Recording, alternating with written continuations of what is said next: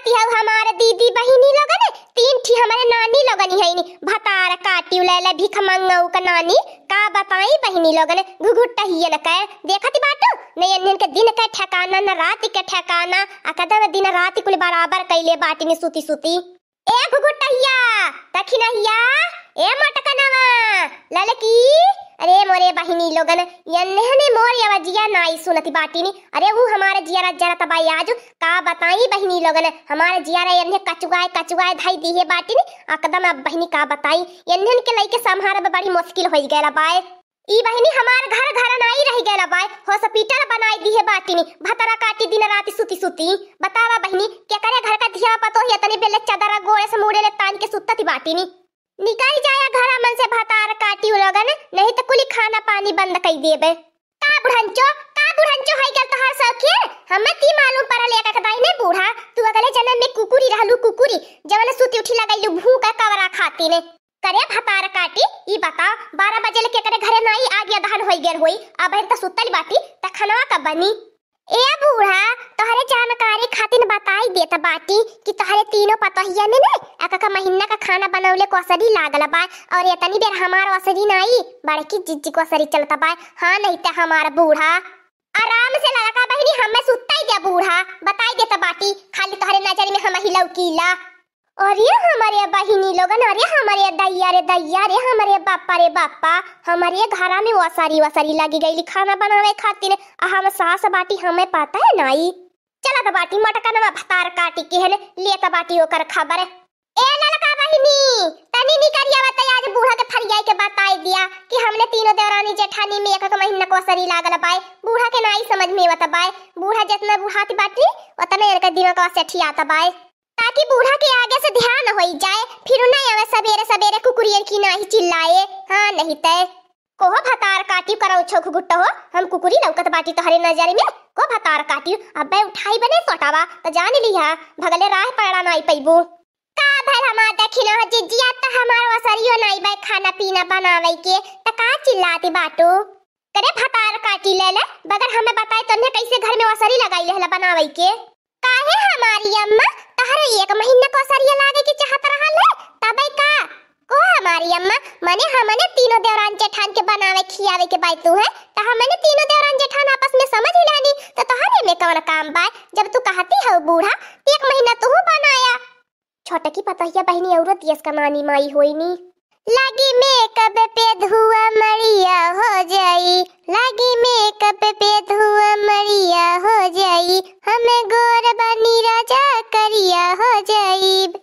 का बताई बहिनी लोगन एक महीना को असरी लागी जाला खाना बनावे के त जी जारी जाला हां बहिनी लोगन ढाई दी है बाटी दाली भात चूड़ा त बाई चूल्ही पे आ अपन बढ़िया से मेकअप ओकअप कई लिए और ऐसे बहिनी का बताई मुंह करी खाई जाता बाई चूल्ही पे खाना बनावत मेकअप ओकअप कई के तनी टीप टाप बनल रहबे तबे त बहिनी 2-4 मन पूछी है हम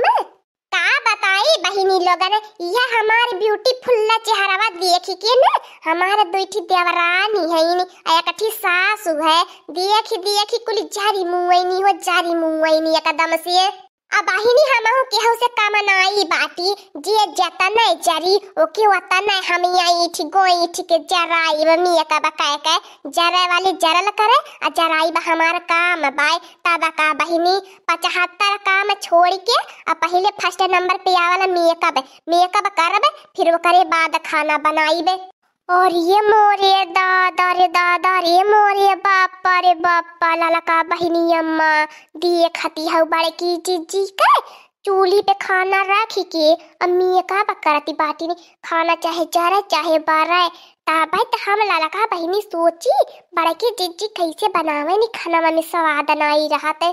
आवर तियावर हमार दक्षिण ह जीजी देखती बाटो बुढ़िया का देख के सिट्टी पिट्टी गुल्ल होई गेले एक आवाज नहीं है बुढ़िया के मुंह से टपकती बाय अब अगर हमने रहल होइत त सब बातें बुढ़ंचिया दे सुनाए भईली होती मुंह बाई के तमाशा देखती बाय ए मटकनवा भैसिया हाथीनंदनवा पहले खानवा बनाई लिए होती अकुल मनैयन के खानवा बनाई के परोस दिए होती त दिना भर अपन चूना करीखा पोतल कर ले होती आई गई का बुढ़ंचिया का बताई बहिनी लोगन इन्होंने ढंग से मेकअप नहीं करई दिए तीन कुली का अम्मा कौन बात होई गेल का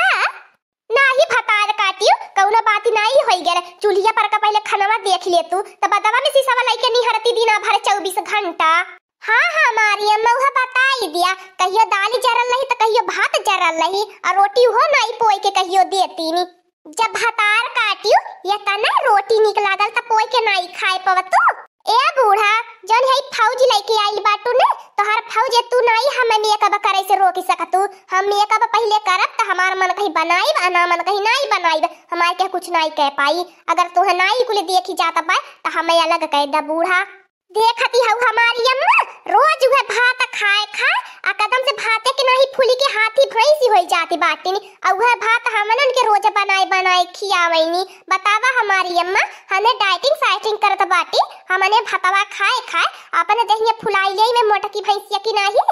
का बताई बहिनी लोगन ये हमारे कुल ब्यूटीफुल चेहरा का दोष बाय। अगर हमारे पास इतना ब्यूटीफुल चेहरा नहीं होता ना तेनने भतार काटी देखी देखी हम नहीं जरती नी तबाय बहिनी जरई नी काहे से हमारे जैसन सकलिया नहीं इन्हन के पास बाय। रोज खाना बनी थी ऐसे बनी आ जेकरे साथ बेरा गरज परी आ ते खाई आ जेकरे नहीं परी ते नहीं खाई आ तोहू बूढ़ा कान खोल के सुनी लिया। अगर न सुना ते एक पौवा तेल गरम आई के कानवा में डारी लिया।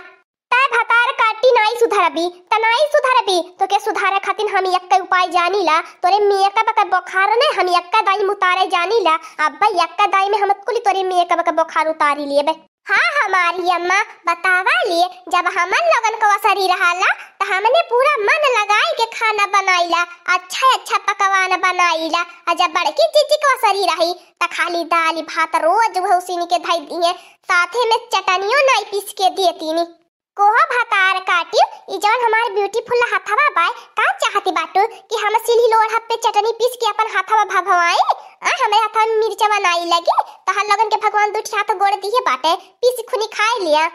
का कर बुला लका बहनी बूढ़ा का मनाई बाटी जब हमने को असरी रही तमार फरमाइश पे फरमाइश छाटईनी कहीं पकौड़ी त कहीं सोहिना कहीं फर्रा त कहीं खीर कहीं सेवई कहीं सब्जी रोटी चावल भात रोज चाही। आ जब बड़की चीज को असरी रही तू है चाहे जैसे बहनी दाल भात उसीनी के आ जरला पाकल धाई दिए त बूढ़ो खाए के टन हो जाईनी। ए भतार काटी लोगन चुप रहिया तहर लोगन हमें तो तक पता नहीं रहल कि हमारे घर में वो असरी चलती बाय त हमें का मालूम रहा है। हम तो यह जानत रहनी है कि तीनों भतार काटी मिली मिली बनावती बाटू।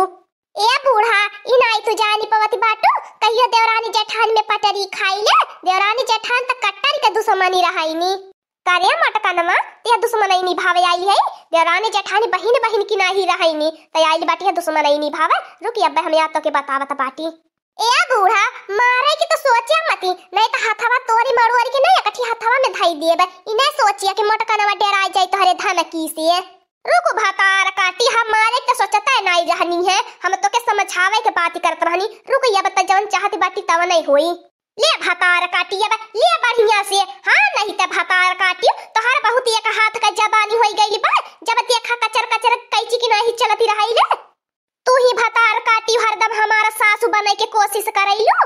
बहुत बढ़िया हमारी अम्मा बहुत बड़की जिद्दी में एक बस एक लगाई के भुजावैनी। हाँ हमारी अम्मा और रोती है जे आज मारा बड़की जिद्दी के खपड़ोई उपड़ोई फूटी फाटी जाए। हाँ तो भतार काटी लोगन तो हल्लो लोगन के बताई दिए त बाटी कायदे में रहबू तो फायदे में रहबू आ नहीं तो मोटकनवा की नहीं तो हल्लो लोगन का हाल करब। ज्यादा अगर जबानी कैची की नहीं चलैलू तो काटी दे तो हल्लो लोगन के जबानी है हमें। अब बोले मोटकनवा भैंसिया अब नाई आवाज नहीं करबी।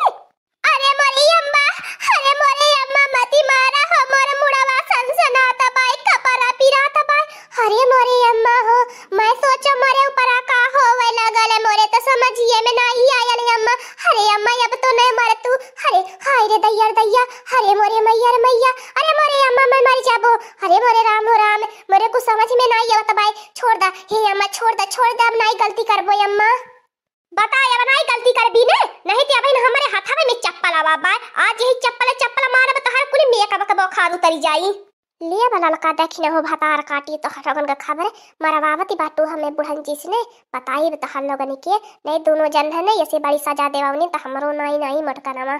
अरे हमरे लाला का बहिनी ई का भैया ले बूढ़ा के तना उकसाई देहनी की तो बड़की जीजी का पिटाई कई दिहनी है। अरे लाला का बहिनी अब बचल नहीं है बड़की जीजी से, कहीं बड़की जीजी का प्रकोप हमारे दोनों के ऊपर न चली जाए कहियो। ए हमारी अम्मा बड़की जीजी के नहीं मारा, गलती कैसे नहीं होले हमारी अम्मा, बड़की जीजी तो अपने गलती का माफी मांगत है, छोड़ दे हमारी अम्मा। नाही लड़की दखी नाही ई मोटकाना ढेर छूट पाई गईली बाय, गलती पे गलती करत जाती बाय, हम कहिए से बर्दाश्त करत बाटी, लेकिन त नाही एकर मन बहक गल रहल है, एकर मन बढ़ गल रहल है, त तनकी छोट करब जरूरी रहल हवे। हाँ दोस्तों, आज का कार्टून कॉमेडी वीडियो यहीं तक था। आगे का कार्टून कॉमेडी वीडियो देखने के लिए हमारे चैनल को सब्सक्राइब करिए। हमारे चैनल का नाम है दीदी कार्टून ऑफिसर। और हाँ दोस्तों, हमारी वीडियो को ज्यादा से ज्यादा शेयर करें, लाइक करें, बेल आइकन को दबाना मत भूलिएगा, सब्सक्राइब करना तो बिल्कुल मत भूलिएगा। और हाँ दोस्तों, हमारी कार्टून कॉमेडी वीडियो देखने के लिए धन्यवाद। आज तो हमारी पिटाई हो गई है, तभी हमारा आवाज नहीं निकल रहा है।